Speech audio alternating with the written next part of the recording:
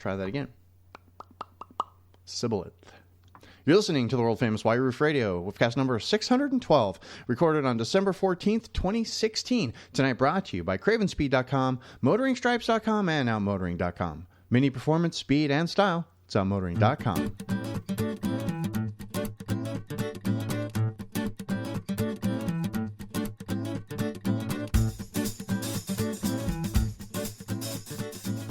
Here we go. Hey everybody, it's DB in Arizona bringing you one more episode of the world famous White Roof Radio to close out 2016. We're not stopping. We're just making the last one of the year. We're going to talk about Mini Cooper stuff for you. Get a whole crew on tonight.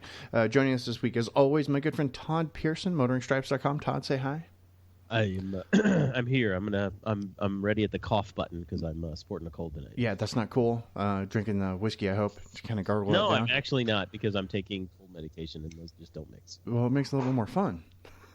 I thought it makes your liver blow out. Really okay, yeah. DB, I don't like this new Todd. Let's trade him in for another Todd. And that, of course, is a special treat tonight. We get Mr. Gabe Bridger from MotoringFile.com joining us because he was at the LA Auto Show. We're going to get his take on the Countryman and other things that he spouts off about, and he promised me no F-bombs. Alex is here as well. Alex, say hi. Yeah, I mean, Gabe is right. Like, they totally ruined the Todd, so I want the old Todd back. Drives much better, talks much better. This is the new premium Todd with, hydraulic steering, with electric steering. What kind of hipster malarkey is that, this new Todd? I don't know if I like this one. And there's our show title. And then joining us also as a special treat from Ride Bikes Radio is our good friend Brian Dallas. I like the sultry, gravelly voice of Todd Pearson tonight.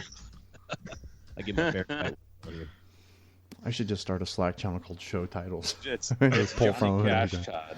Yeah, it is. I heard you shot a man in Reno once. Just to watch him die. Ooh. Just to watch him die.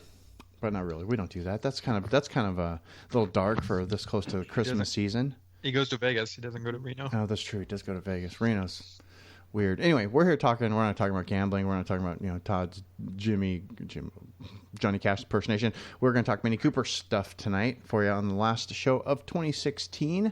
It should be a good show. I want everybody to go and get in, sit down, strap in, and shut up. Yeah. Before we get started with anything, let's just go and get this out of the way. I want to remind you guys first about one of the sponsors here under the White Roof. We're going to remind you about our friends over at OutMotoring, OutMotoring.com. You probably still maybe have time to get something for Christmas for that Mini Cooper enthusiast in your life. Huge discounts going around on OutMotoring currently. You just need to get all over there. Just get over there. No discount code needed. You're saving up to like 64% on some items. It's awesome. You're still getting free ground shipping on most orders over $195. You're saving 5% on your orders by using the coupon code that you get from your email newsletter, right? Because you guys get that one. They're adding 2,000 new products each month. All the OEM repair and replacement parts that you guys need to do your own work, right? Really cool stuff. It's like Aaron is your new parts desk. Very cool stuff. And don't forget the ever-growing line of Aston Martin parts. Gabe, were you aware of this? That our friend Aaron over at Motoring is now selling Aston Martin parts? Sorry, I'm picking my jaw off the ground. No. Yeah. Yes. And how and why and awesome. Yes, awesome. I'm sure Aaron made so much bank over there at OutMotoring that he bought himself a DB9, I think. I think Good. so. I think Good so too. For him. Well, I will tell you right now that there's few people nicer than Aaron who started and founded and runs OutMotoring. Good people over there. Exactly. But if you're looking for a performance clutch and flywheel kit for your Aston Martin, Aaron's got you covered. Big brake kit, done. Wheels, luggage, shirts, all the Aston Martin things. Now, DB, I have a question. Now, yes. Does he sell a manual retrofit kit for my 2003 Aston Martin Vantage? He does not. Because that is what I'm looking for. He does not. He does not. Okay. All right. I will continue shopping. Yeah. Is this something new, Gabe? Do we need to talk about this? No. Okay. Talk about here. That's for the Vantage cast. For the Aston Martin cast. Got it. Yeah. Got it. Okay. Very good. Anyway, not only that, clear wheel arch lights. Those are always really sharp, especially if you've got like a pepper white car. Good price on those. Strike plate covers, practically free. Headrest pillow sets, double badge holders. all that, and so much more available for you over at Outmotoring. Outmotoring.com. Go over there, check it all out. And don't forget to sign up for the email newsletter, please. That's our friends over at Outmotoring. Outmotoring.com. Mini performance, speed, and let me see here. Just because I'm being silly, Hawk HPS brake pads for your Aston Martin. That's Outmotoring.com. Yes, Hawk brake pads for your Aston Martin. Gabe, do you need Hawk brake pads for your Aston Martin? No. I'm really looking for that manual. The manual transmission swap. Got it. Okay. All right. We'll see what we can do about that. We'll send a message out to Aaron. Just go, hey, Aaron. He could probably get it. Anyway, how about some of that news music? Oh, it's all you, man. Yeah, it's all me tonight. I've already put it in. It's already there. I'm hearing it in my brain. So I wanted to start with Mr. Gabe, because Gabe was at the LA Auto Show. Gabe got to crawl in, around, over, and under the new Countryman, and I just kind of wanted to go, Gabe, what'd you think of the new Countryman? Well, it's been a while. I kind of forgot. Yeah, I figured. So no, it's. Listen, the Countryman is exactly what we think it is. It's big. It's exactly the same size as the Clubman, except it is taller. Okay. And it has a little bit more leg room in the back. So if you're trying to size up the thing, that's one of the key points. It's 8-point-some inches taller, so you're sitting taller. Okay. You've got a more commanding view of the road. But it's otherwise, it's pretty similar. So With that out of the way, what does it actually feel like? What does it look like inside? Yeah. What are we dealing with? For folks who know. So Gabe, before you continue, the dimensions are exactly the same as the X1? No, they're not. So actually, I was going to get to that, but we can talk about that now. So it is exactly the same, more or less, as the Clubman. It's 3.8 inches higher from a seating position standpoint than the Clubman, but it is 8 inches longer and 1.3 inches wider than the previous Countryman. So that's the big difference. It's quite a bit. It's quite a bit larger. A little bit wider. That extra heavier 1.3 inches. Yeah, we'll get the heavier is totally true. The extra 1.3 inches makes it a true 5-seater, which I think is really important for a lot of families out there. Right. And the 8 inches longer obviously means that there's a little bit more leg room in the back, and there's a lot more boot space. Right. So how is it different than the X1? So I asked many product planners and a few engineers and a designer that exact question, and every one of them said the same thing. Why? Because I said, why does it not have the same cargo capacity and size as the X1? And they said, that's an easy answer. We could have easily done that. That's not a problem. It's built on the exact same platform. Right. We chose very specifically to make it feel like a Mini. And we also wanted to make it look like a Mini. They all had the same answer, sliced different ways. Right. Okay. We wanted it ultimately to map back to the idea of the Mini, which is to say it is the smallest vehicle in a segment that makes the most use of its space. And so when you look at them side by side, everything is pretty much the same until you get to the rear overhang, where the X1 extends quite a ways. Right. The Mini does not. And at one point later in the evening, somebody who will remain nameless just basically said, listen, if we would have made it identical in proportion, it would have looked stupid. It would never have looked like a Mini. And he's right. You look at it, it's got a really tidy little rear overhang. Right. And it's a Mini. If you got a problem with that and you really need more space, you probably should be going somewhere else. Right. I think what we're hung up on here is the cost level of what this is going to be. An X1 starts at $33,100, and let's say an equivalent of Cooper S, all four Countryman is going to start at 31 and change, I believe, right? So there's only $2,000 difference there. Between the Clubman and the Countryman, is that what you said, or the X1? No, between the X1 and... Oh yeah, I mean, there's no question. I mean, I think here's the thing. There's no question that they're priced not that far apart. But I mean, you're not buying a Mini or BMW by the pound. It's not like a piece of skirt steak. So I mean, it's a different type of concept, and so I think the pricing doesn't necessarily bear out size or weight or things like that. Mini just doesn't like they just don't play that game. Well, but I think I want to know for consumers how it's a different concept because they're both 4-door all-wheel drive vehicles that are about the same size. They're roughly. Well, I mean, I think the Mini is quite a bit lighter, for one.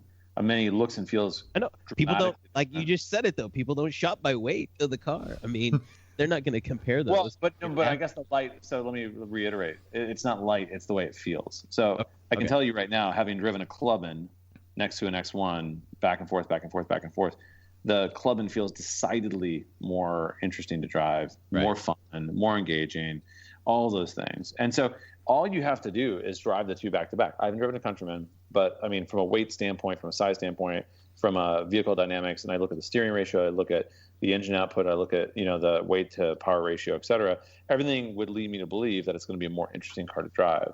And so that is one of your key differences. Now combine that with design of the car, positioning of the car, the way everything literally feels under touch, the way controls are, the way the center, iDrive is compared to the BMW. It's just a very different experience. And I think people aren't like, they're fine. Listen, at the end of the day, like I'm paying, $40 less for a car that's got a little bit less room in the back a month.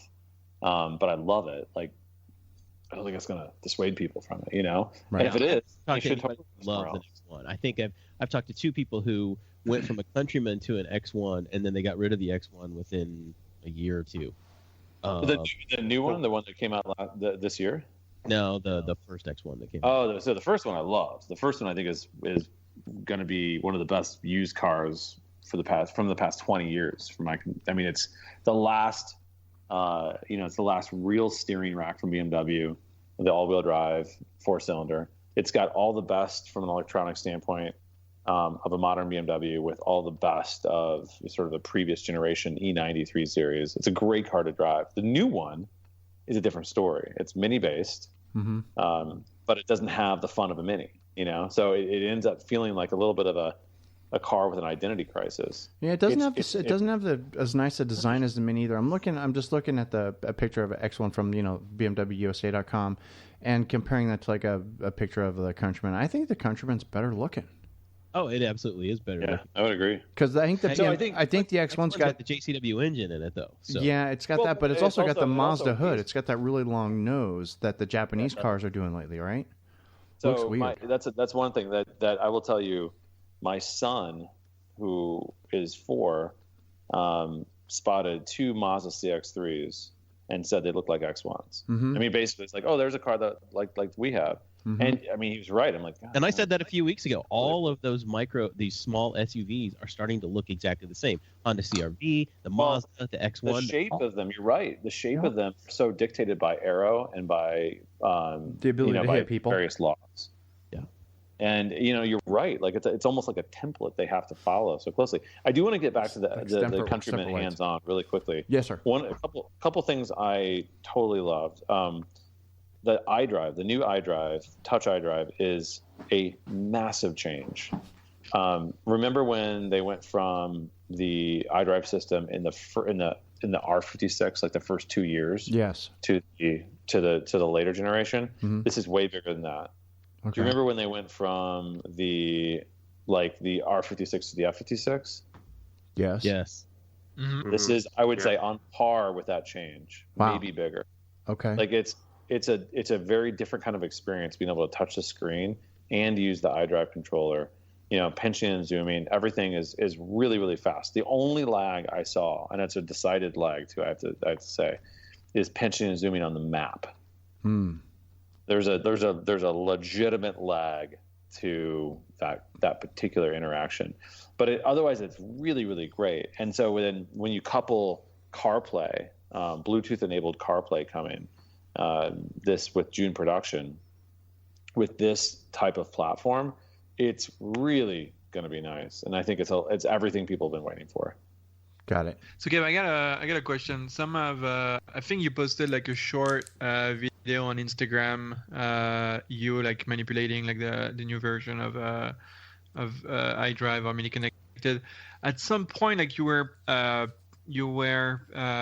scrolling with your fingers, like the menu on top, and Yeah. it seemed like it was a little bit difficult to do because like scrolling, like it almost took it as a touch input as opposed to a scroll, and it seems that it was a little bit of a struggle here to actually make that work on top of the screen. Well, Gabe, is the screen capacitive or inductive? So like on an iPhone screen is inductive, where like a Galaxy or like a that's capacitive. So depending on you have to push. I believe it is, based on what I can remember. So Alex, to answer your question, I mean, I don't think there was a struggle. That was not my hand, actually. It was a MIDI designers who will remain nameless. But I think if you look at it in the first second, when he clicks on a button and moves it, you see a very subtle lag. Yeah, that's the kind of lag you have at some instances, and that's processor driven. Yeah, and so it's it's pretty good. You see the scrolling he does; it's really seamless. It's just that initial click and drag. It's like, okay, what's behind this click, and also you're dragging at the same time, and it's like it's a super quick hiccup, but it's a tiny bit of a hiccup. So I would say it feels a little bit more like a 2014 era Android phone versus like an iPhone, as far as like that little tiny lag sometimes you get. Yeah. Plus, you're looking at a screen that's 7 months from production, so that could change. That hardware could change, and dramatically by the time that hits out. So this is normal production. I mean, this is stuff that's going into production in a few weeks, I would think, because I mean, this is the standard iDrive like set for, I mean, any Countryman that's being produced in 2017. Yeah, the only reason I say that is because halfway through the first iteration of iDrive for the F cars, they ended up changing out that screen, about a quarter of the way through. So like in the middle of 15, they changed that screen out so that it had a higher resolution and what. So I can imagine that we may see a hardware change by the time CarPlay hits. So in July, it's 1080 now, right? Right. Yes. So it's a good question. I saw 1080 and I wondered about that myself.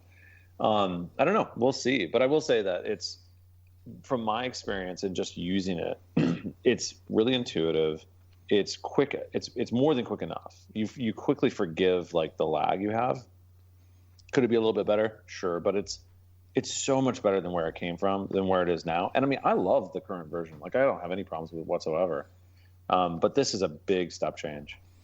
Yeah, I don't have any problems with the current version as far as the usability. I just have a problem with it that it's worthless in that it's a dumb screen. There's virtually no reason for it. I mean, see, you're crazy. Like I have all my like favorites. Everywhere I go, I'm on nav, and now I dual nav it all the time. I use Google Maps on my phone, and I use that. But I use Google Maps just for traffic data.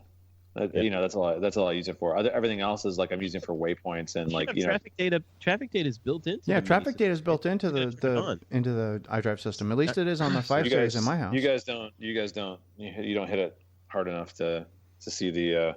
So here's the problem with traffic data. It only works. It's I'd say it's about 80% as good as Google Maps on a highway, and it's about 10% as good as Google Maps on city streets, on like really congested city streets. It doesn't have the data. We found it to be very. In fact, it has no data often. Nice. Outside of main streets or highways. I was surprised because using it here in Kansas City, I would think Kansas City is a smaller city, not as big as Chicago, and should, probably have less data anyway available to it.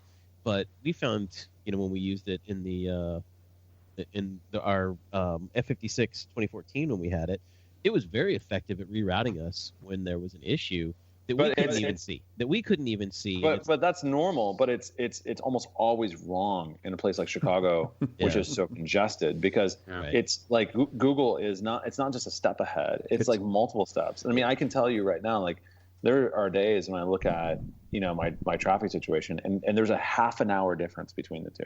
Yeah. And almost every time the Mini will be like, well, why don't you just go down these side streets? Right. It'll save you 40 minutes. Well, see, I think Google's the problem don't even try those, because it's actually not getting any data around those streets that Google is. Yeah. So I think what the problem is that the iDrive system is still, I'm just going to use the word old for lack of a better term, in that it is still trying to get you from point A to point B in the shortest route possible. It's basically still trying to draw that straight line. like the old school navs used to do. I've been playing with it here in Phoenix. No. Here in Phoenix, the iDrive in the 5 Series in my house draws a straight line, and that's how it brings you home. It doesn't. So there's 3 ways. And change it in your settings. You can tell it. There's. Go ahead. Go ahead, Todd. I was gonna say you can tell it whether you want it to go the fastest way, the shortest way, or I always say the fastest, and it still basically draws a straight line, and it never matches Google or Apple Maps in getting me home. Yeah, and I think if you have I don't know. GPS, they have 4 different things. I don't know if it's something about California, but I've been using. So I don't know if you remember, guys, but I think at the beginning of the summer, like I decided to ditch Google Maps and Waze because data collection, right? Right. I'm a little bit naive like this, and so I switched to Apple Maps, and at the same time I get the car, and the first I would say half a dozen times I always launch Apple Maps.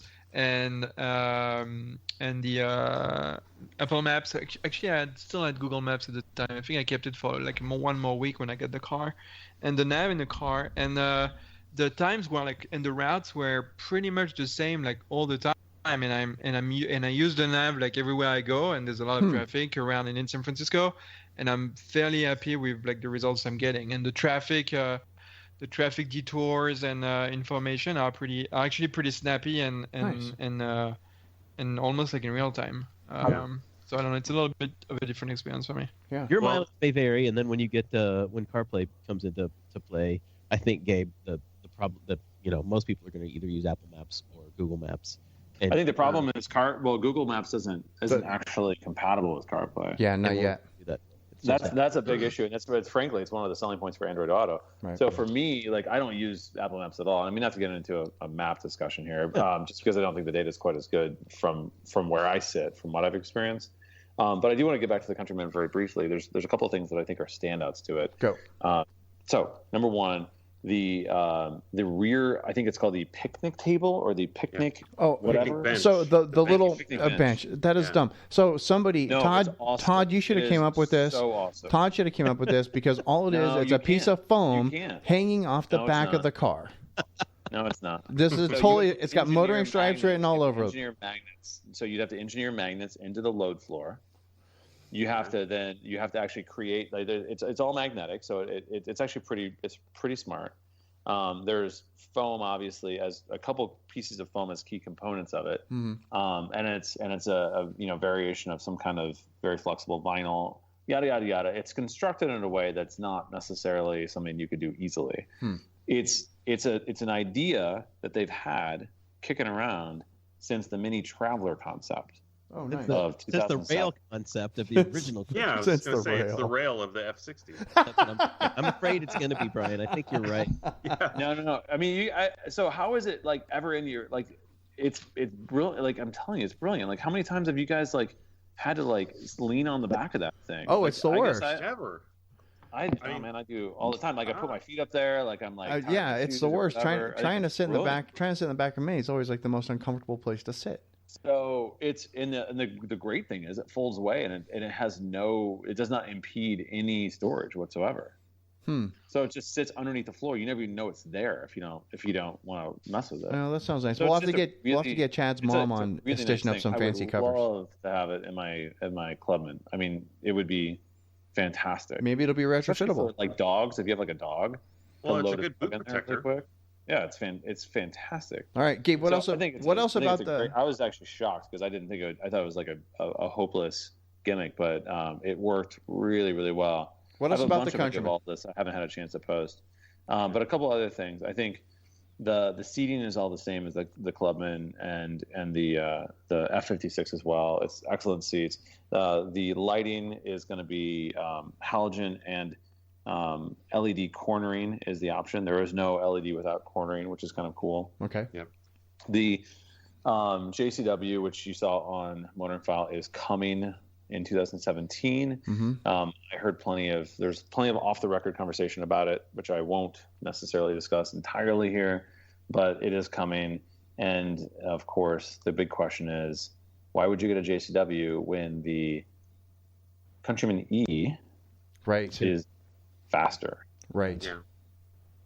So I think there's a couple there's rational reasons for that, for getting JCW over it, but It's not going to be faster for as long. How's that? Because eventually you're going to burn up that electric power, and then you're like, oh. Yeah, exactly. Yeah, no, it will not, but it'll be faster enough. If your batteries are charged, it's faster. Yeah, but anyway, so it's but you don't get the exhaust. Yeah, exactly. There's a lot of rational reasons of why you'd want to have a JCW if you're if you're a performance guy or girl. Right. If I had the choice, it'd be a hard choice. Right. I may go JCW because the exhaust is great. It's got bigger brakes. The suspension is a little bit different. You're building a new rallycross car. You're building a new car to go hit the desert or rally or something like that. Why not? You want JCW. So I think the biggest problem that a JCW Clubman or JCW Countryman or JCW Clubman face is the Focus RS problem. Right. Which is a different topic. That's a topic for a whole nother day. Yeah. Right. But it is I think a compelling. Listen, the Focus RS is amazing. It is not like if you sit in one. It's not like the Countryman is an entirely different echelon of product. Yes. As far as like the quality of it and everything. So you just have to find out what do you really value in a $43,000 car. Exactly. So Gabe, can I ask you, did you have a chance to sit in the hybrid or not? In the back seat? I did. Because I noticed that they've shrunk the seat up a little bit to make space for the battery in the back. Did you notice that? I did not. It was apparent to me that there seemed to be a slight change. One of the things I regret not figuring out is if the seat is movable in the hybrid or not. I think it was though. Okay. Well, that would be good if it was, because it is in the other. There's a photo on MotoringFile that actually shows, I think, me holding up the rear floor of the boot, and you can see how much of it is taken up by the motor, basically the whole drivetrain back there. Got it. Here's the thing with the and actually, I have an entire interview with the lead engineer of the hybrid, which I don't think we've posted yet. We haven't posted it yet. I've got it somewhere, so I haven't got to it yet. Sorry. Yeah, so we'll post that. But it's really cool. One of the things that he talks about is that this is the most advanced hybrid that BMW has done. Now they have already released the 2 Series. I've totally lost track of all the various acronyms and names and whatnot. But there's a 2 Series, mini base 2 Series they sell in Europe that is this exact same hybrid system. So that has already been out. It's been out for like 6 months now. So it's different than the 320e, right? Completely. And so you mean the 330e? The 330. So because I just had a 330 for a week, and I talked to him about that, and he smiled and he said, that was a long time ago, and when they developed that, and they learned a lot. And this is a system that's actually quite a bit smarter, a lot more efficient.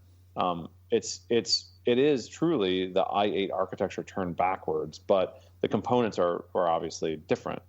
One of the things he told me is that you can, with eDrive turned on, you are driving a rear-wheel drive Mini for the first time in history. In fact. Nice.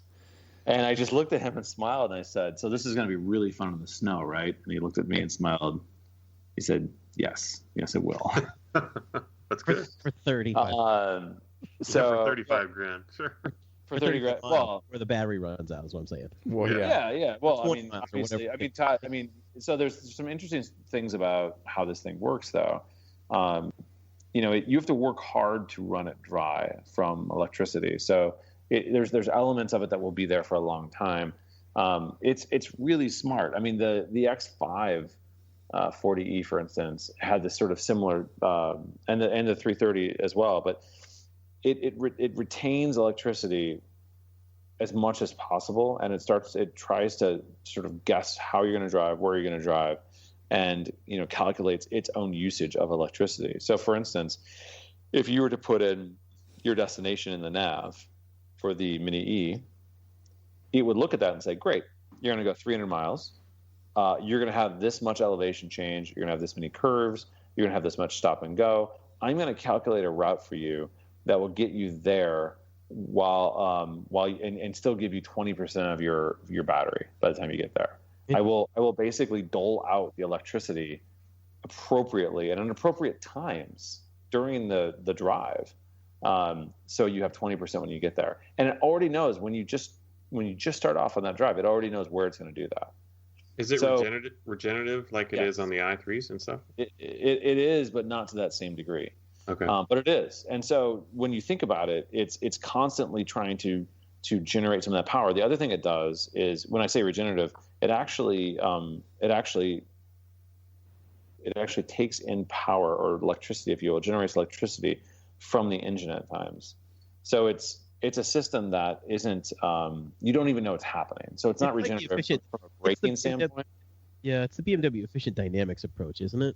Not necessarily. It's different than that. I mean, it's, with the efficient dynamics, I mean, it's sort of throwing some from, like bits and pieces of energy into the alternator, basically. But it's so, like, that's so minuscule compared to this. Right. But anyway, it's really interesting. I mean, there's a lot of technical data out there on it.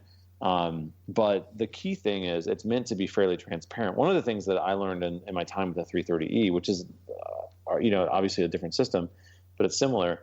You just kind of don't want to worry about the electricity you have left, because you only have in that car like 15, 18 miles on electricity. And so the first few days I was just like, I got to find a charger. Once I realized I don't need to worry about it, it's just there if I need it, and otherwise it's just a normal fast BMW. It's actually just a nice bonus, and the fact that I can run on electricity for 15, 18 miles is just a really nice bonus. Yeah, that's great. Awesome. So yeah, it's great. The rear-wheel drive part was pretty exciting. There's a lot of, and when we post that interview, there'll be a lot more data deal here. But it's really, really cool. I'm fascinated to see what the take rate is going to be on this car. Mm-hmm. It will not be cheap, but there will be incentives that will offset some of that. We need to go back and talk about it, because the prices were released on this, and I don't know if we've even mentioned this on the shows yet, but you can go back to MotoringFile and look at the pricing. And my attitude, here's my prediction. I'll make it publicly on the show here. Oh, here we go. Is that the Cooper All 4 is going to be the best selling in this line because of the cost point, and people are going to say, hey, it drives okay, it has all four, I can load the tech up on it and not be a $50,000 car. Wait till the upgraded engine hits. Yeah, well, see, then there's that. It's so I think between the Cooper All 4 and the hybrid, the plug-in hybrid, and it's going to be a little more expensive, but hopefully there's some incentives still with that, as there are with plug-in cars. Yeah, there definitely will be, and obviously that's dependent on where you live. But I think Mini is counting on that as being a sales driver. Well, and those expire, if I'm not wrong, at the end of 2018. Well, it's state by state, so it really depends where you live. I know, and that's the thing. Tesla was trying to get all their Model 3s delivered before those expired, so people could take advantage of them. That was kind of the whole push to get these, get those done. But anyway, that's beside the point. Here's something to think about, and this just brings us back to CarPlay, is we have learned that this is going to be available on cars that are built from, June of 2017 and after? Yes. Mm-hmm. Is that right? Mm-hmm. So yeah. That means if you're buying either a Clubman, like a JCW Clubman, which is going to have this upgraded touchscreen system in it if you get navigation, or if you buy one of the early Countrymans, they are not going to be CarPlay compatible. That's right. Probably ever. We won't confirm that for sure. I was told that's more true. or less that's true. Yeah. So, and hey, it that might be something that pulls people back. It might not. I don't know. But can I ask a question? Uh-huh. When has that ever not been true? That's true. When have we ever been able to retrofit something from BMW Mini? Like Never. it's never happened. Xenon headlamps. So a Xenon, mechanical thing, like an Yeah. actual mechanical. That's true. Sure, but otherwise it just doesn't happen. There's no precedent for it. Yeah. Which kind of sucks. It does kind It of does suck. suck. Because cars totally last sucks. a whole lot longer than they used to, and people are driving their Minis for 7, 8, 9, 10 years. I mean, even DB, you're driving around in a 2009. That thing's going to be 8 years old, right? 2008. It's coming up on 8 years old, yeah. Yeah. So that thing's 8 years, almost 9 years old. Yeah. And it's still a decent car, but there's stuff he'd like to have that you'll never be able to add to that car. Yeah. And that's that's I can because it's out of I can change the stereo and put in new tech because there's faceplate replacements type of thing. But yeah, but for somebody like me, for example, who just got my car in March. Yeah, it'd be nice to be able to add CarPlay from the factory. Yeah, that's not going to happen. Not going to happen. I can't even add it in my 15. So I mean, it's not going to happen either. Yeah, it sucks to be you guys, man. Should have waited. Yeah. Well, and it's weird because we're also told that this CarPlay is going to be limited to just the navigation system, where in the BMWs it is not, because BMWs offer it on every one of their models. That's not true. That's only in the United States. Only in the U.S. So they offer a smaller navigation outside the United States where the car is not seen as premium, and that follows the mini method of CarPlay usage, if you will. So what are you saying? So what I'm saying is that BMW offers CarPlay on a car that doesn't have a touchscreen, but we're told Mini's not going to do that. Oh, I see what you're saying. Yeah. So because I talked with a BMW salesperson today, and they I don't said think that's true. Are you sure that's true? I'm positive. I checked today, and they said absolutely for $300. And I suspect Mini just doesn't have the the capability to support that many. I mean, that many systems, more or less. Well, maybe LCI. Who knows? But so let's talk about that for a second, because that's the other news I haven't had a chance to post on MotoringFile. So the LCI is coming late next year, and that is going to coincide with a lot of changes. There's going to be, and we've talked about this before, but there's going to be output changes. They've already shown some of those engines. They haven't talked about specific output, but that's going to be going up. I can't quite talk about some of those yet, but there's one particular thing that's awesome and exciting. And the other thing is you're going to see this touchscreen navigation in all Minis as an option should be next fall. So that's going to be another big change. You're going to see new lighting, new bumpers, new front, back, new wheels, new colors, new interior trim, and I'm told a surprise or two. They're bringing back the rail. That's interesting because I talked on the last show. I got the software on my car updated, and I noticed a few little tweaks that they've made. They've started becoming interesting. Like the engine temperature gauge has changed from a series of lines that go from green to red to now it's a little two triangles of a blue and a red and a white area where this ball moves to the center to where your thing goes. And the green mode also does the same thing. I have confirmed that. I'll post a picture for you guys. But they've changed just in my car, just very quietly without saying anything. And it was probably a few months ago that software changed in the car. Yeah, I saw that software in August. It was the first time I ever saw that change on some of the cars that got flashed. So. Yep, just a couple months ago. And you can take yours, if you're driving an F56, Brian, you can take yours in also and get it, update the software, and you will get that. And there's probably a couple of other little things that I haven't seen yet. But Mini's starting to sneak in these little changes that really are there's not much meaning behind them. I mean, Alex, we had the discussion on why they did it, and you like the old system better.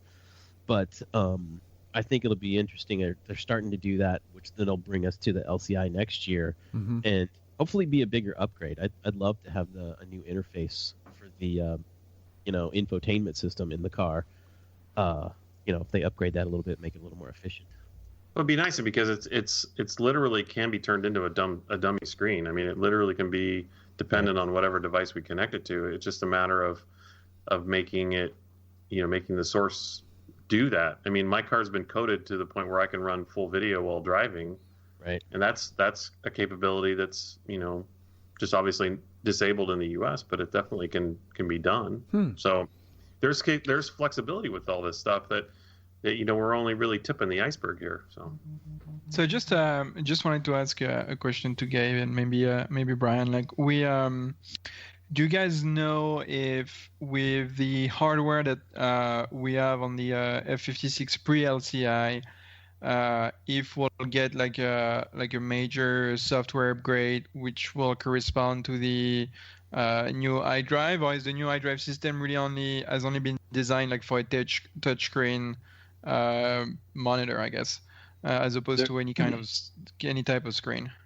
There is a new iDrive system for the smaller screen, the 6.5 inch. That is standard on the cars. It is, so it looks new. There's new menus. It's faster. There's a new processor. It is totally new, but it does not have touch input. Is it hardware dependent, or is it like something that? So let me put it this way. I don't know, but I will say that every single I think time, it is.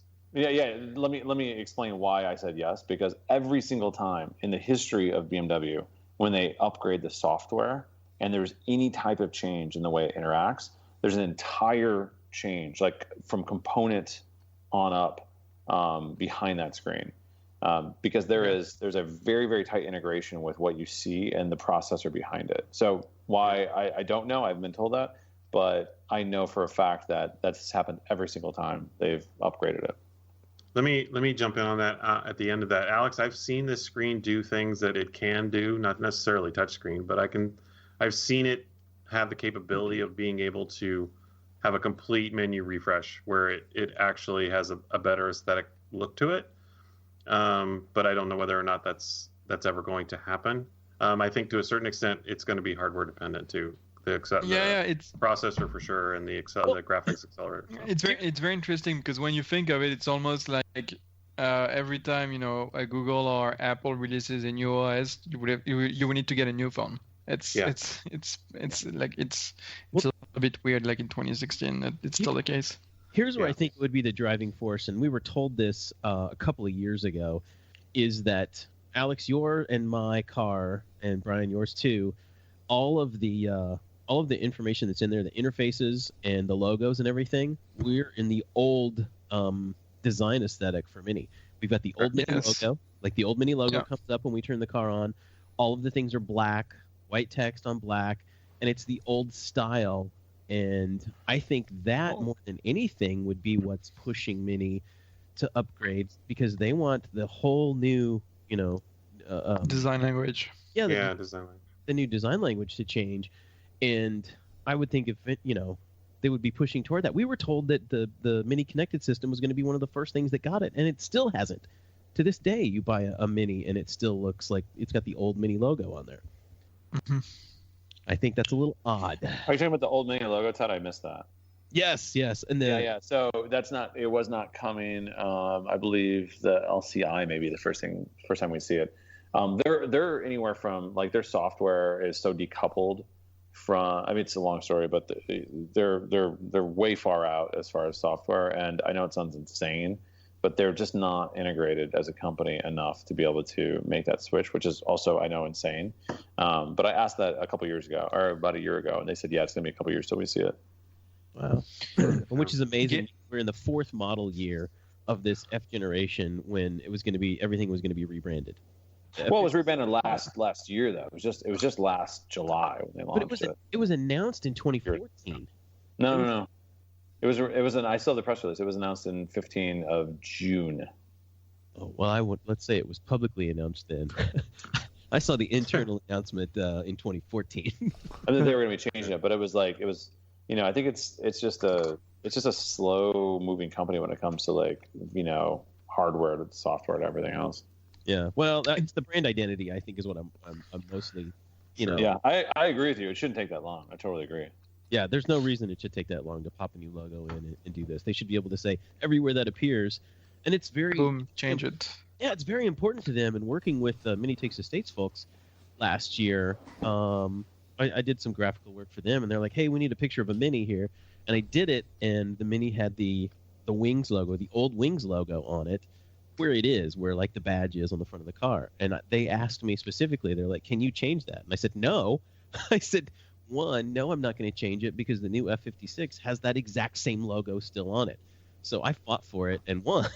I'm not going to do the work to change that out because it's going to look stupid. Here's one for you, Todd. Here's a document dated on 12/6/16 that still has the old logo on it. Yeah. And it's the ordering guide for the F60. So it seems a little disjointed. Yeah. Anyway, So. Stuff the public is going to see. I think it would be more important to them. And that's why I think the LCI, at least, Alex, I'm hopeful that we'll get a new interface of some sort with our Mini connected systems in our cars now. I hope so. Yeah, I'm not holding my hopes up to be frank. Gab, anything that you like less about the Countryman? You know, I know you haven't driven it yet. Yeah, but, is there I'll anything tell you like you, less? less than the previous, or less than like the Clubman. No, maybe less than something that you expected or something that you saw and you were kind of disappointed or not. I don't know. You know, I'll just say, like, I continue to believe the Clubman is a superior vehicle, and unless you need the ride height, I don't know why you would get a Countryman over a Clubman. I'll just say that. I mean, it's heavier with the same interior dimensions, less performance, less efficiency, higher center of gravity, more cost. So okay, Americans want bigger. They want bigger. They want taller, and therefore this is bigger. The average American's not buying a Mini. People who buy Minis, are a little different. Average American's buying the new Chevy Malibus. Like my opinion is that it's basically a Clubman that's been raised, and it's heavier. It's got a couple nice features which I really like. But for me, it doesn't totally compute. Now that said, like if I actually lived down a dirt road, or there's some semblance of like activity that required me to traverse something on a daily basis, which people do, like that's a totally like legitimate concern, then a Countryman does make a lot more sense. If you like the look, totally cool, then get a Countryman. Like I think you just need to have a real reason for it. And it could be totally emotional, and I wouldn't hold it against you. But if you don't have a real reason for it, then I would totally encourage you to look at a Clubman, because I think it's a better buy. Now, I will say this: the Clubman, the new Countryman is a much better Countryman than the old one, from a quality standpoint, from a feature standpoint. So anybody who was a fan of the previous one should love this new one. Mm-hmm. Okay, I agree. Mm-hmm.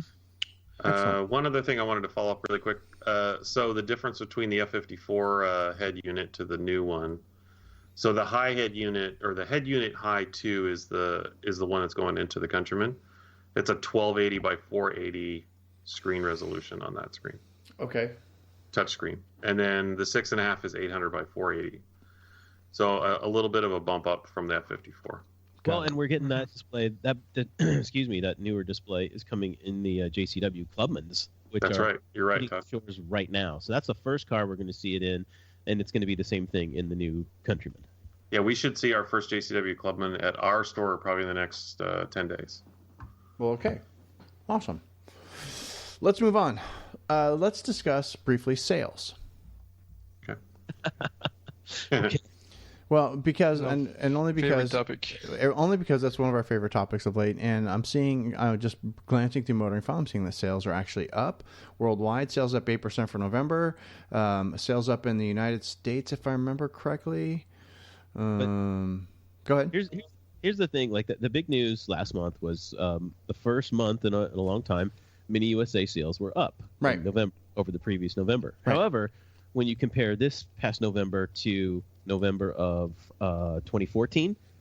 Oh, there you go. There goes Todd, making it look bad. They're still down to 2014. Yeah, they're down from 2014 because they were down to 2015 and then back up, but not up as much. Got it. So you're saying that sales are actually still down?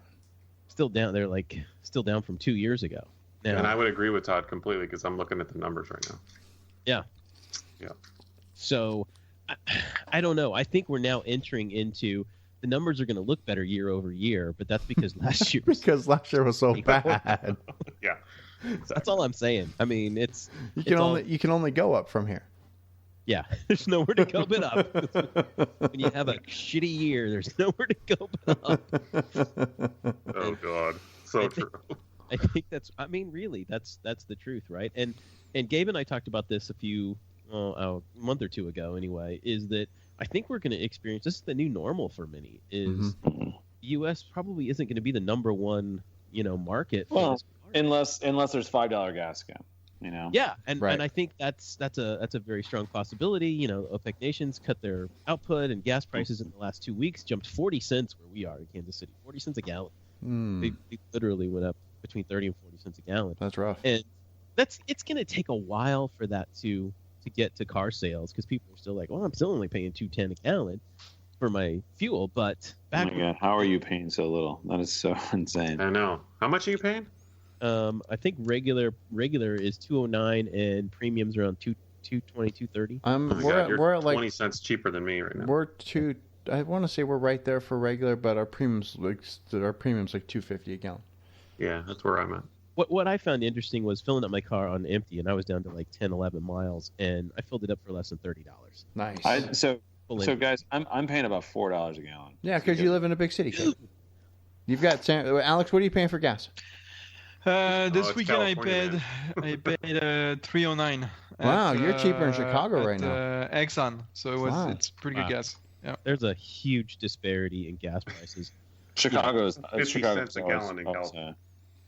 Yeah, mine's $3.99 for premium.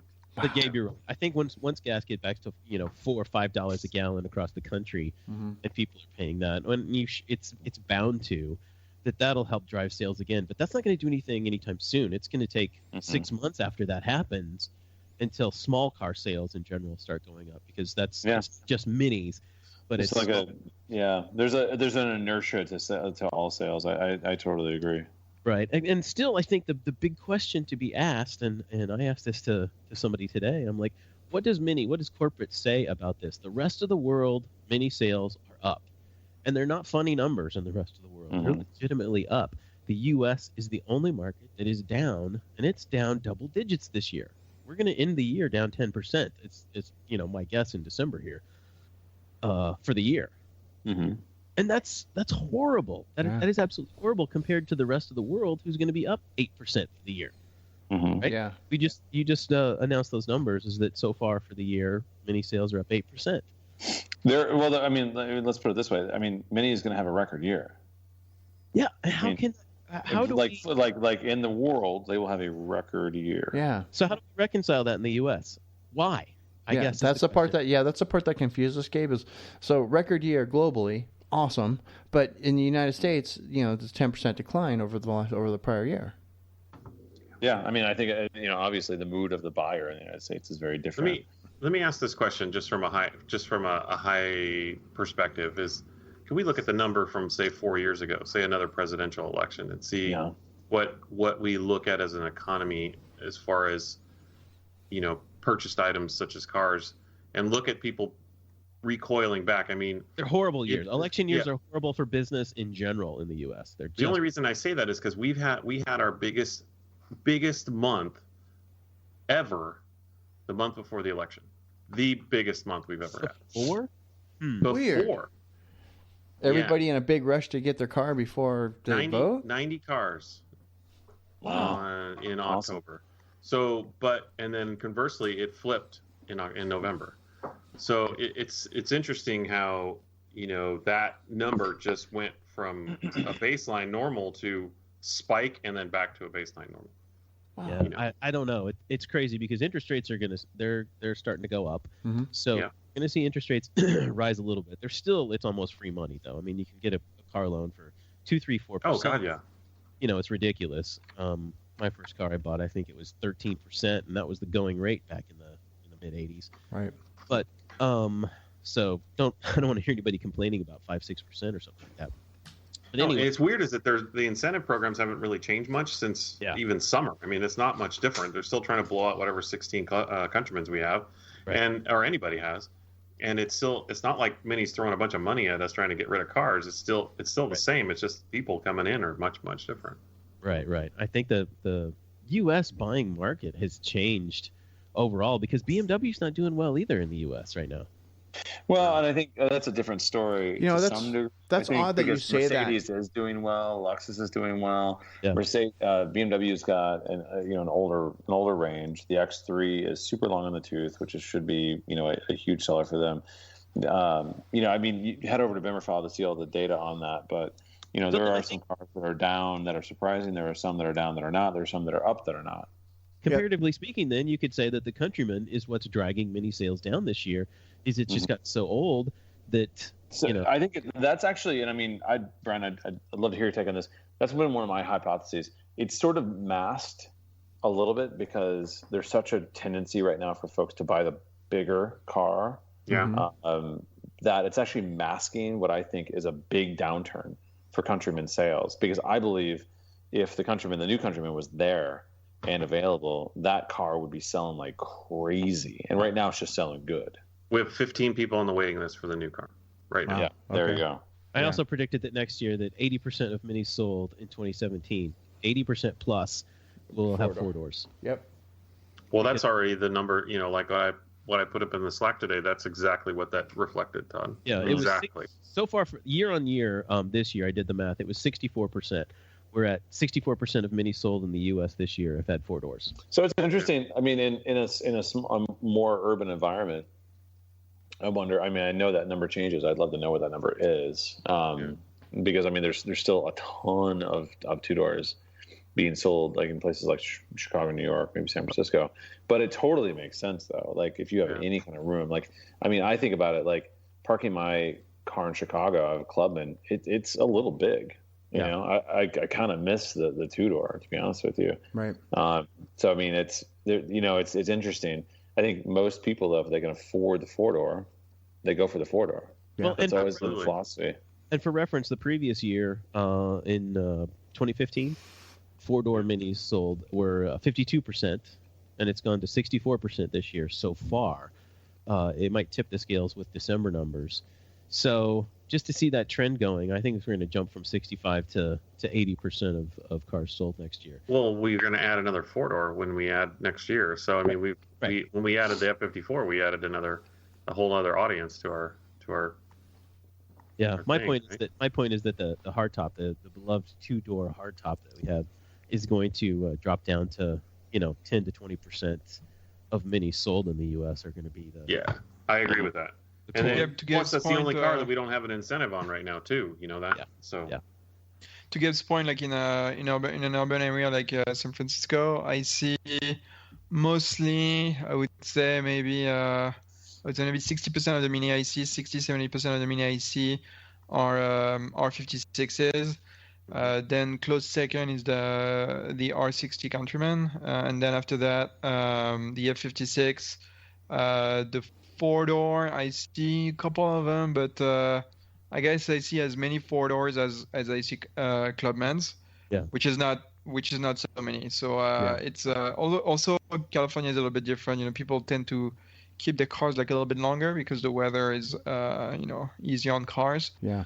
So I think it's expected that you would see so many R56s on the streets. Yeah, that's Alex, I'm seeing the same thing. I see a lot of R56s, although I do see a lot of F56 2-doors. I see a lot of Countrymen. Don't see hardly any 4-doors, and I think that's just because people in Arizona have some semblance of taste. That's shocking. Well, I mean, let's be honest. The 4-door hardtop is ugly. Yeah, it doesn't look good. It's not an attractive car.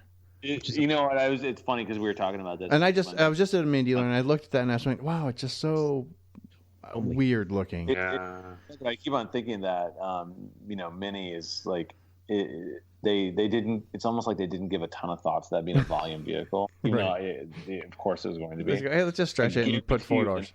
Guarantee the next one will be more straightforward from a design standpoint. I'm pretty convinced though that they didn't make it more straightforward because they really wanted to separate it from the Clubman, just from a shape perspective. Right, that makes sense. And I think that they're going to find a way to do that without having it. What'd you say, DB? Look ugly? Yeah, it looks ugly. Exactly. It's homely. It's weird. You know, like the Fiat XL.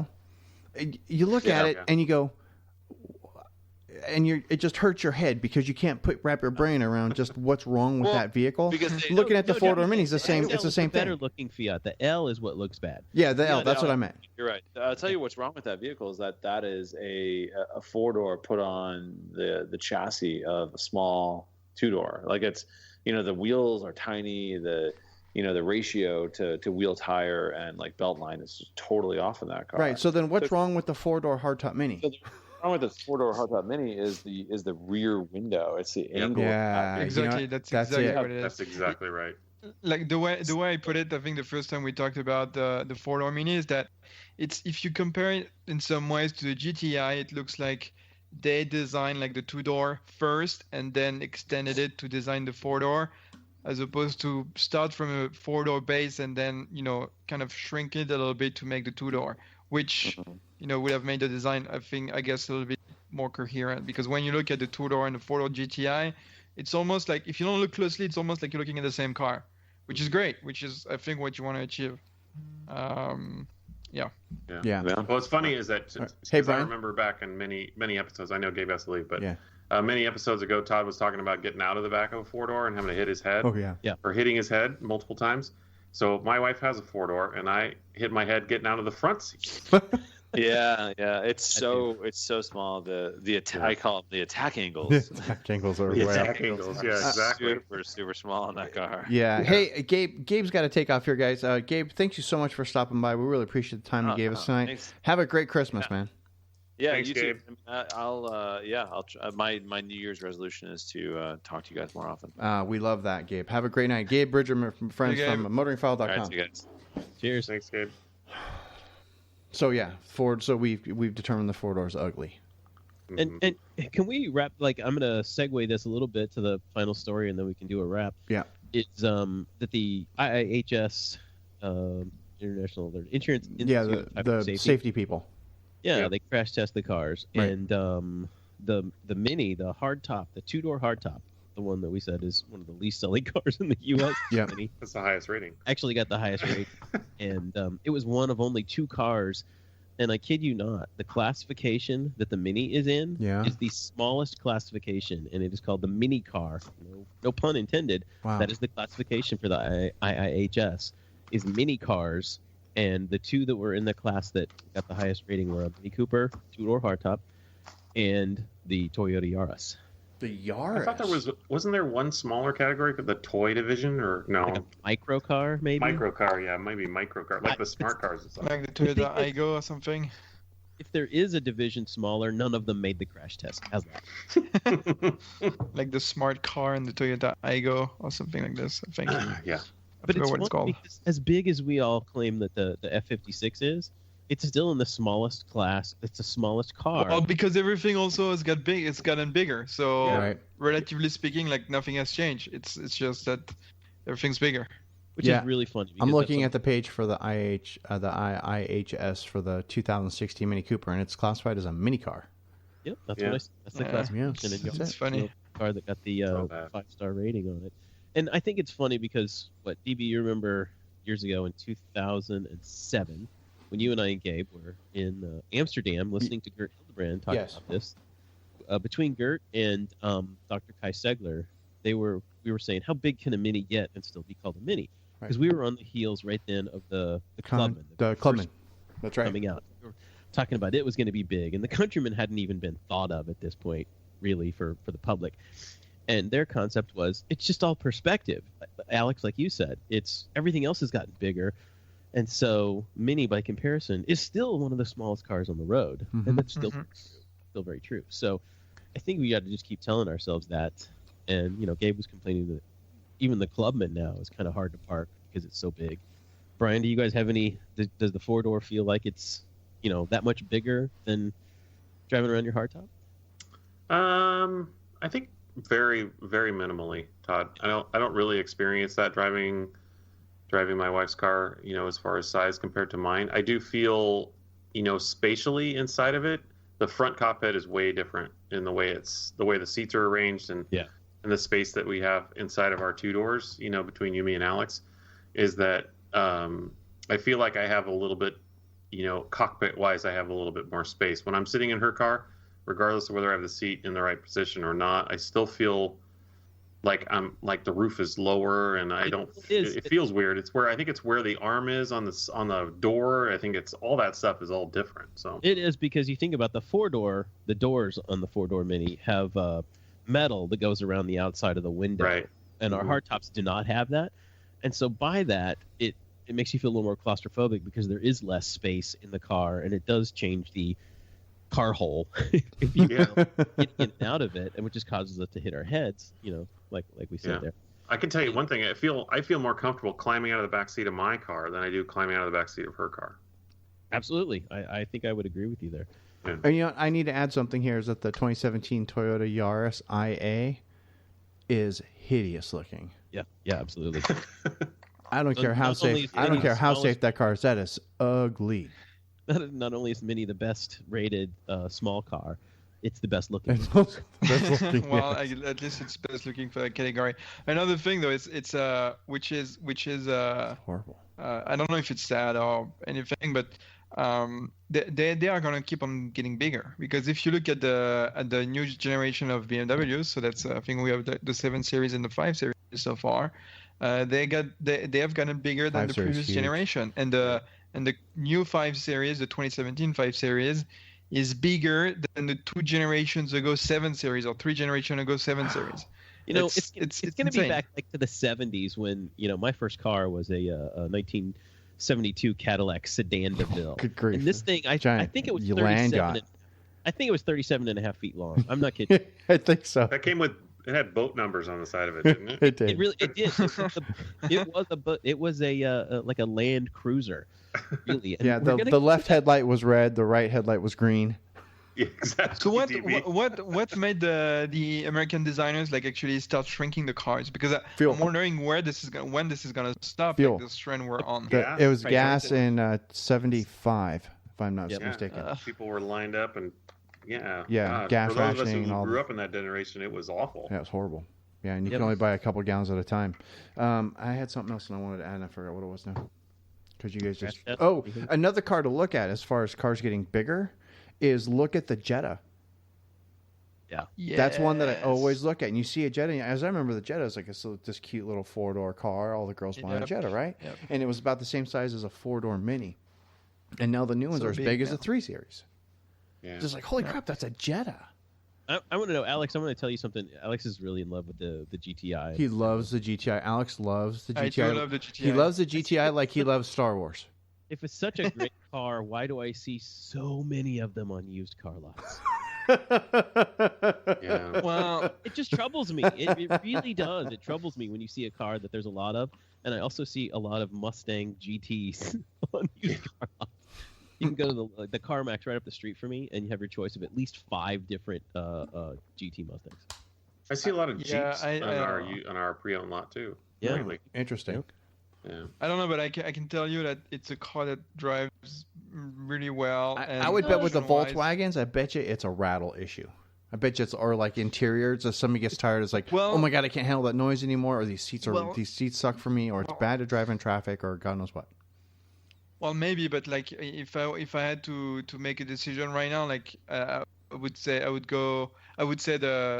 Golf, because I've ridden a Golf like a number of times actually earlier this year, because I was using Zipcar to go see clients before I got my car, Mm-hmm. and you know those Zip cars are like thrown around, like people drive them Mhm. like crazy, not run right at all. And my car now has 4 of them. And one new rattle came out this weekend, and this one is pretty bad actually. Above 70 miles an hour, I hear like a constant like weird like creeping noise, like rattling noise, like coming from the windshield. So now it's getting me worried, because it's like the windshield, it's serious stuff. It's like it's not like the A pillar or the B pillar, like you can't do anything about that. But the windshield, it's starting getting serious, right? So as far as the quality is concerned, like Volkswagen and Mini, it's actually Volkswagen is gotten much better. If you look at the IQS ranking, it's actually much better than Mini. Well, But maybe. yeah, looking at the IQS ranking, a lot of cars are better than Mini, though, Alex. Come on. Yeah. Yeah, If you only have 4 rattles in your car, that's only 1 per month. By the time you're at the end of the lease, it's only going to have a 36. couple of dozen. 36 rattles. It's a good ratio. Yeah. Yeah, again, and as I was saying on Slack, like it's very surprising that you look at the IQS ranking and you see Honda and Acura, Nissan and Infiniti, and all of those brands that have like luxury versions of it. They are like really close to one another, but then when you look at BMW and Mini, they are so far apart, and BMW is doing actually really, really well. And I'm not surprised. Like I had my 3 Series, my 1 Series for 3 years in Boston. Boston weather is very, it's really bad to cars. The roads are also pretty bad, although the pavement has really improved the last few years. And it's, it's really bad compared to California. and not one rattle. At the end of the 3 years, that car was rock solid. And Yeah, that was a nice this car. one I have here, it looks like I had it like for 5 years. Right. Here's Even what my comes old most- like R50 like didn't have so many rattles like early on. Yeah, Alex, what troubles me the most is you probably only have about 2,000 miles on that car so far. 4,000 miles. Yeah, that's 4,000 wow. So there you go. You got one rattle per 1,000 miles. Yeah, I gotta say though, I think like if they had like standard tires on it, like it would help a lot because like it's it's when Oh, God, don't get when me- you're pushing, yeah. Oh, when you're you didn't pushing, just start like, with when you're tires, did you, putting, Alex? yeah, something so rigid against like the pavement like this, and the suspension, all that. Like it's hard on the car. Like it's not easy, and you Right. can feel that when you drive like a rental car. Like it's really smooth, and even on like pretty poor road, pretty poor pavement, it's still like much smoother than me. And it's like for the JCW, especially for the JCW, I don't understand why they don't offer that option. Like it should be the default, frankly. Oh, Yeah. you can get non-run flats. It is an option. It's a no-cost option on the. Yeah, but you cannot get the 18-inch wheels if you get the non-road flat. That's correct. Yeah. Because they don't want to pay the price for 18 inches. Exactly. Yeah, I would pay for it. Honestly, I would pay for it if they told me like pay $100 to get like non-run flat. I would totally get. Yeah, put some Michelin Pilot Sport Pros on there, man. Or, Yeah. There you go. Anyway.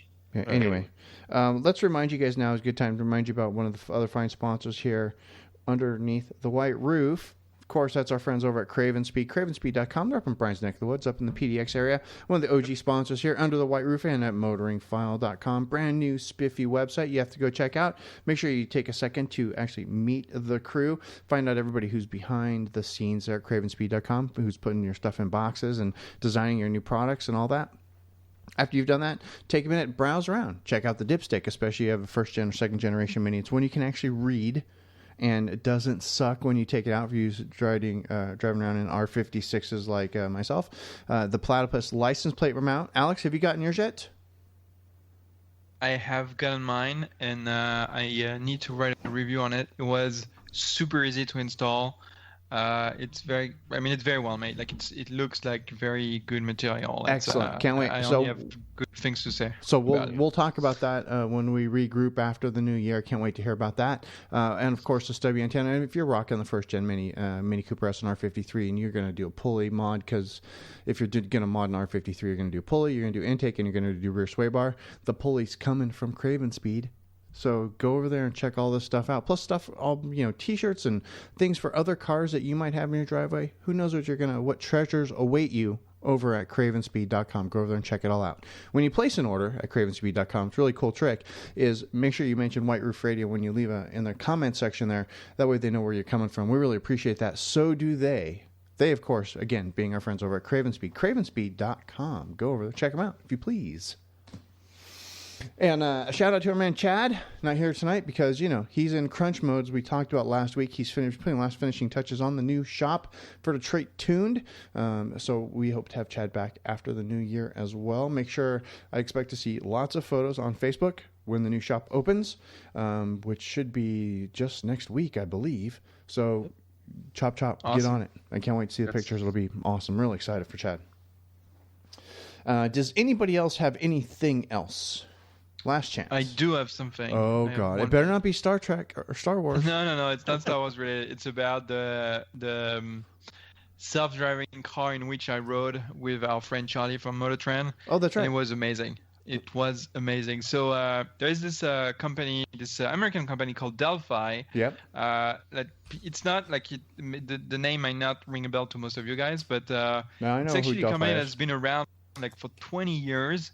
And they are basically one of the world's largest automotive part manufacturers. Yes. It's amazing, right? Yes. And so they have partnered with this Israeli company called Mobileye.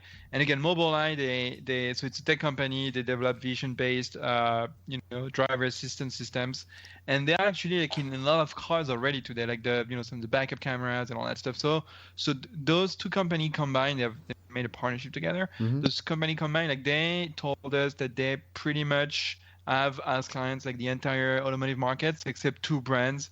And I'm guessing two German brands, because Mobileye is an Israeli company. So, anyways, I don't want to get into this. But so together they actually develop a self-driving system. Okay.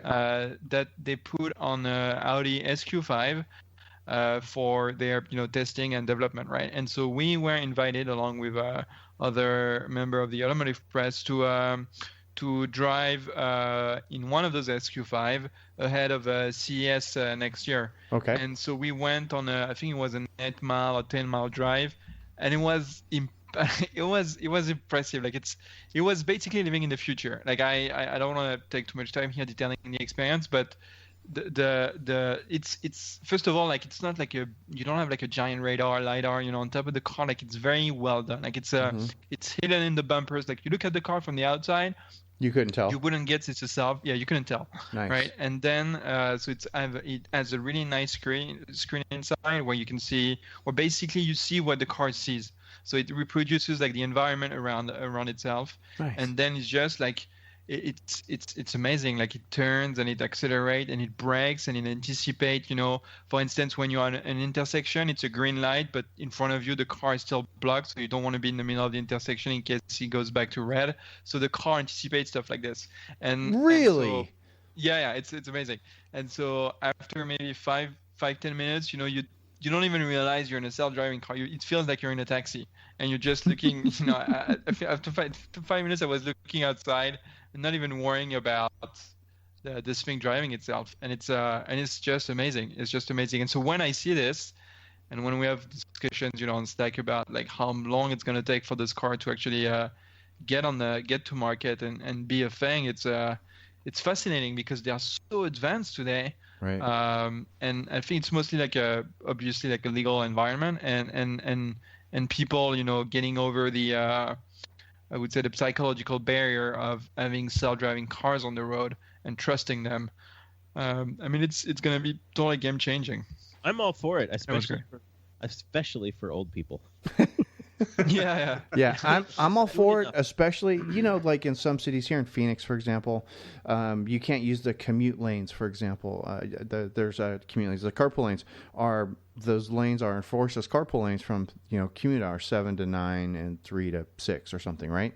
And if I'm waiting for the day when it's like, okay, those hours are now, you cannot drive your car on the freeway during those hours. So those will be automated only hours. You want to drive your car, you have to wait till after 9 o'clock, right? That's what I'm waiting. I think that'll be like the first step. It'll be one of those. It'll be like, okay, now we're going to restrict commute hours to self-driving cars or something. Yeah, it's going to be, you're totally right. I am all for it. Like this because if I didn't have because people are going to be up in arms if they can't, drive the car like the next day, right? Yeah. So it's going to be progressive like this. Yeah, exactly. I am all for the self-driving car, like getting back and forth to work, but I still want a car like for running errands or going on road trips and stuff like that. Yes, but for like getting back and forth to work, dude, I am in.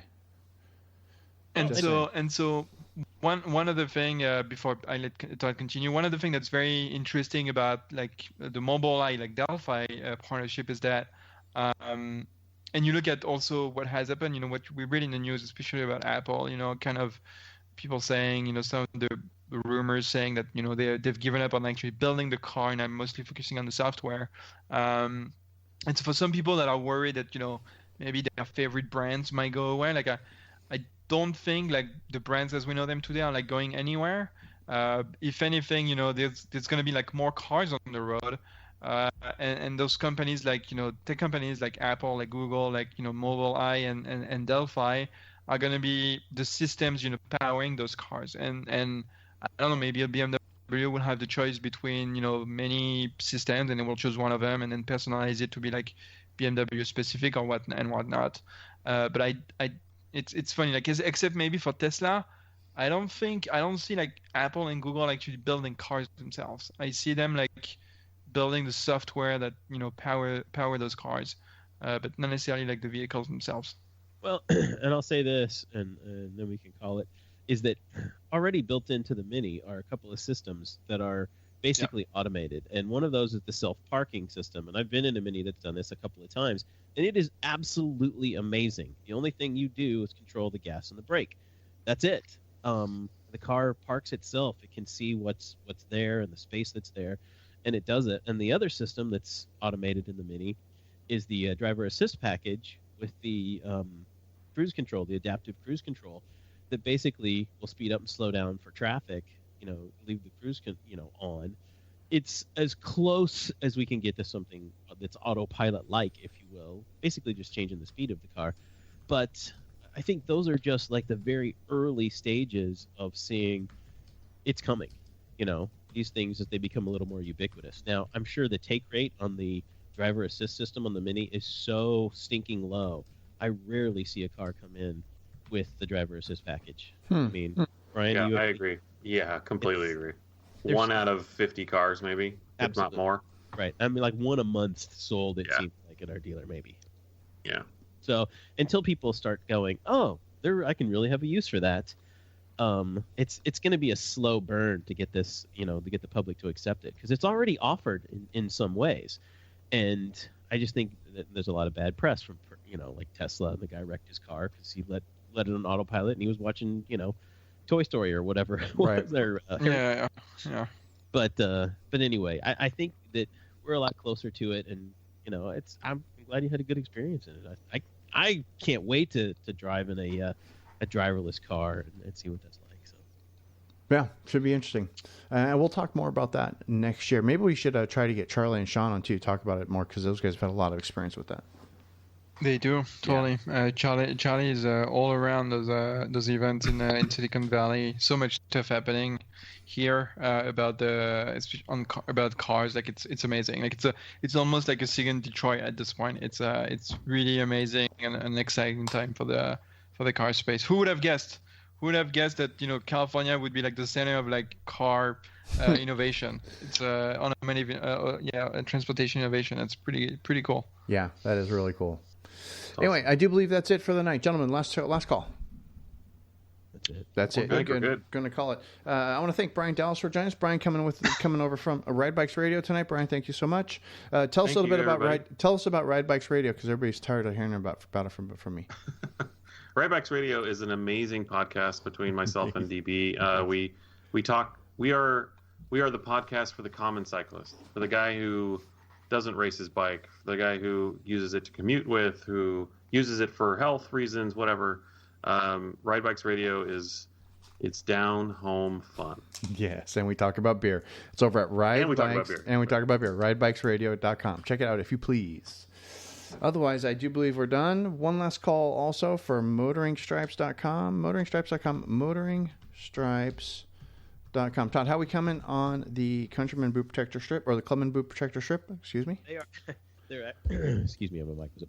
They're actually, I'm selling them to anybody who sends me a message, and I've now sold out of the material, and I'm waiting on more. So I am just pulling off the trigger, putting those on the site. As soon as that arrives later this week, they will go up, because they are awesome. Excellent. Let me know when that happens, Todd, and I will push them for you, too. Okay, excellent. Appreciate it. So that's over at motoringstripes.com, of course. You go there because you want Todd Pearson made stripes for your Mini Cooper, right? Todd you order up some stripes. Todd sends them out to you. You install them, and it's just like, wow, I've got Todd quality stripes on my Mini. And you didn't have to go to like a graphics party in Philadelphia, drive halfway across the United States to get them. Super duper awesome. Not to mention the Countryman boot protector strip if you still have the first gen Countryman. Not to mention the upcoming Clubman boot protector strip that Todd says is awesome. For you have the new Clubman, which is pretty badass. Not to mention the keychains, which is like the motoring badge on keychains. Those are so rad. You should have already bought like a zillion of those for stocking stuffers. And you might not have time to get them before Christmas, but hey, it's worth a shot. And don't forget, too, motoring badges. I'm just saying all the things. Motoringstripes.com. Go over there, check it out. And also, too, finally, the White Roof Radio Sunroof Delete Kit is available. If you know the motoringstripes.com hack, and all you have to do is use contact form, shoot Todd an email with the model year and roof color of your car, and he will send you a quote for motoringstripes.com, because, blank is boring. But we are done. We are done for 2016. I'm going to try to put something special in the feed one more time for you guys before the end of the year, like I've done in years past. I didn't do it in the last couple of years. I'm going to try to do it this year. And a little bit of holiday music, if you will. Give you something nice to listen to on your drive to family or friends or work or whatever it is you have to do. But we are done with the show for 2016. We will be back in 2017. Huge thanks to all of you guys that have shared your stuff with us and have shared the show with your friends and have come by and left comments or liked things for us on Facebook or retweeted us on Twitter or liked our pictures on Instagram or any of the things, send us emails. Huge thanks, especially from our sponsors as well, outmotoring.com and Craven Speed. Love those guys too. But I think I'm done. I think that's it. Yep, that's it. Happy New Year. Happy Christmas. But until next time, gang, this is the part of the show where I like to make the funny clicking sound, and then I say, questions, comments, or concerns, go ahead, click back over to whiteroofradio.com. There you can leave us a note in the show notes. You can also email us, feedback@whiteroofradio.com. Till next year, this is DB. I'm done. Cheers. Cheers, everybody. À bientôt. And Alex still went last.